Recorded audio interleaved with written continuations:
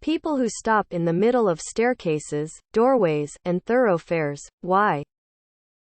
I once ran into a friend at a market and she stopped me to chat in the middle of the aisle, and when I asked if we should step over off to the side, she responded, "It's fine. They can move." And that really had me thinking. There are people who seek to make life easier for others and those who simply do not care if they inconvenience others. I would imagine the kind of person who does that regularly might also be the kind of person who wouldn't be able to recognize that you're describing them. I'd especially like to ask that of people who stop dead after stepping off the top of a busy escalator. Like, where do you expect the people behind you, on a literal conveyor belt, to go? The only time these people move fast is when getting on the bus, train. You know, when you're still trying to get off mid-cycle in an exceedingly busy revolving door downtown. A guy stopped to pick up a penny he noticed on the floor of the revolving door midway through its cycle. Then he became irate when the partition in the revolving door directly behind him whacked the guy hard in his rear. The man started yelling and cursing the people in the queue who were trying to pass through, with no apology for causing the problem in the first place. I habitually move out of the way if I need to stop and think. This is due to years of my mother blocking elevator and escalated exits to get her bearings. Her reason is that she never once considered that other people might still be in motion behind her. What moment made you think, "Yup, I'm dead," but you survived? I was 11. I had just developed asthma and my mother refused to quit chain smoking in the house. One night I have a severe attack. I'm trying to use my rescue inhaler and it's not working. Each time I try to inhale it just goes right out my nose. I panic. I vividly remember my mother smoking a cigarette as the panic is giving way to hypoxia. She's screaming at me to use my inhaler. Right before losing consciousness I realized that was it. I'm dead. There wasn't a whole lot of life to flash before my eyes. A sense of calm and peace settled over me as I collapsed. My parents did CPR on me until the paramedics arrived.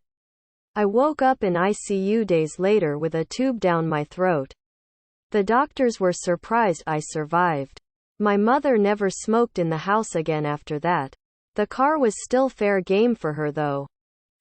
Briefly trapped under the raft while in rapids white water rafting. Didn't get the breath I thought I would when my head hit the bottom of the raft. Thought I was a goner. A second later I was to the side of the raft and only mostly still freaking out. I was choking on food. Almost a full blockage and couldn't get any air in. After several attempts to get it out, it sunk in that it was really lodged in my throat and I was screwed. Started to feel dizzy and everything moved slowly. I remember thinking what an embarrassing way to die and that I didn't want my kid to be watching. It was at breakfast. I started dialing 911 when my husband came up behind me and started first aid. He got the blockage out and I started vomiting everywhere. It was very intense. I still went to get checked by a doctor to make sure my lungs were clear because I felt dizzy for hours after and my throat was raw. Took a day or so to heal. He 100% saved my life. When I was a 6th grader I was cutting plastic with a box cutter. Knife slipped and sliced a 6-inch long and 0.5-inch deep cut into my wrist. Cut almost every vein and the tendon some people have. My first thought was, oh shit, I'm bleeding, followed by me running to the bathroom and then slipping on the blood and smacking my head of the floor. Knocked out and somehow lived. I went under the wheels of a semi while riding a bicycle. Trapped for 2 hours until they cut my bike apart around me. Walked away with a graze on my leg and elbow. House explosion. 3 years old Edmonton. AB. I vividly remember standing next to a stove that someone was fixing in the basement apartment of my dad's friend's house, who we were visiting. And next thing I was opening my eyes in the daylight outside. I completely blacked out while the gas stove exploded and I landed clean in the driveway. My dad and mom were on the front page of the Edmonton Journal 1993. I remember distinctly thinking the brightness was heaven and that I had died and fell into heaven. My baby sister had died several weeks prior to SIDS and my mother and father had to explain where she had gone and I thought I was in heaven but it was the sky. People with an amazing partner, what makes them so amazing? She is self-aware. Says things like, I may have been being selfish. You have a good point. And, I'm sorry. I do the same and try to admit my faults. And stop on a dime in an argument and say, I'm sorry. I'm being unreasonable. Let's back up. In essence, we both are pretty good at admitting and accepting each other's and our own frailties. It's rare to be with a partner like that. Also, she has a hilarious laugh and sense of humor. And though she doesn't feel so, she's hilarious. When we're both cranky for silly or small reasons. But we're cranky together, not at each other. It reminds me we're always partners. Never adversaries. Accepting me for every single quirk. I was pretty pessimistic about relationships when we went on our first date, so I am lucky that I have never faked one situation or personality or even had to present my best self. Best example, I had an ex that I thought was perfect for me. I'm a fucking weirdo, so once I meowed at him. He told me not to do that. I meow at my now fiancé and he meows right back. My husband is genuinely interested in everything I do. No matter how mundane it is. When I dragged him to 3 different stores to find a specific mascara, he asks about what makes it so great and then will geek out and read up about cosmetic formulations. When I told him a certain lip patch helped heal my cracked nipples from breastfeeding, he started reading up over other potential breastfeeding injuries and how people handle them. He doesn't do it to lord his expertise over me or anything. He's genuinely excited to just ask me about everything. Oh, and he started giving me daily massages when I was pregnant and I still get them now. Our daughter is 3.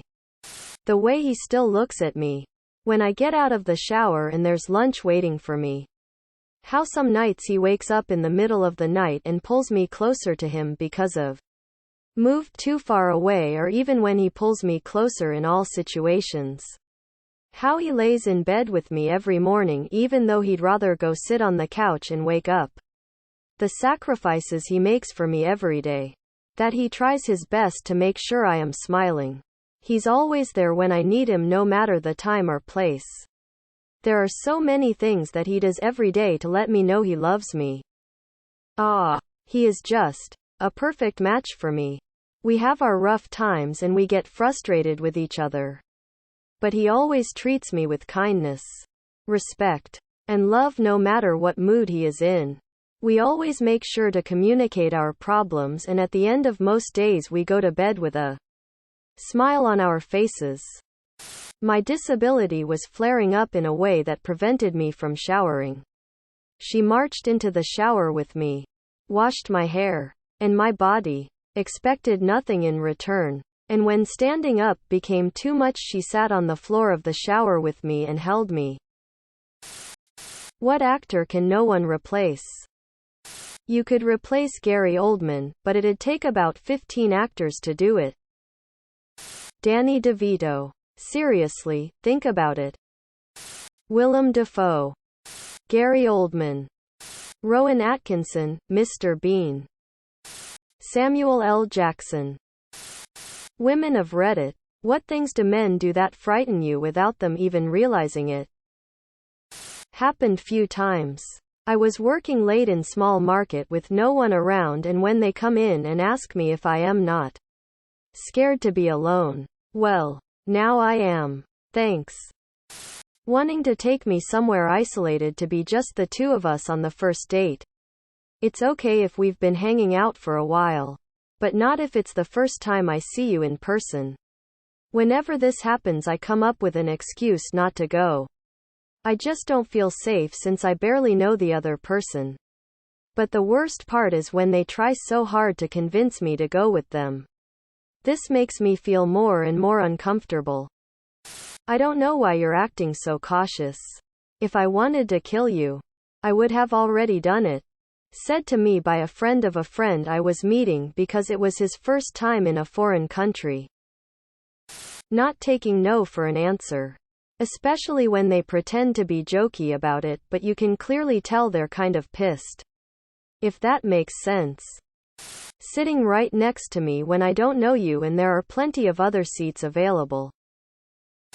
Not accepting no or anything you explicitly outline to them. Subscribe, my brothers.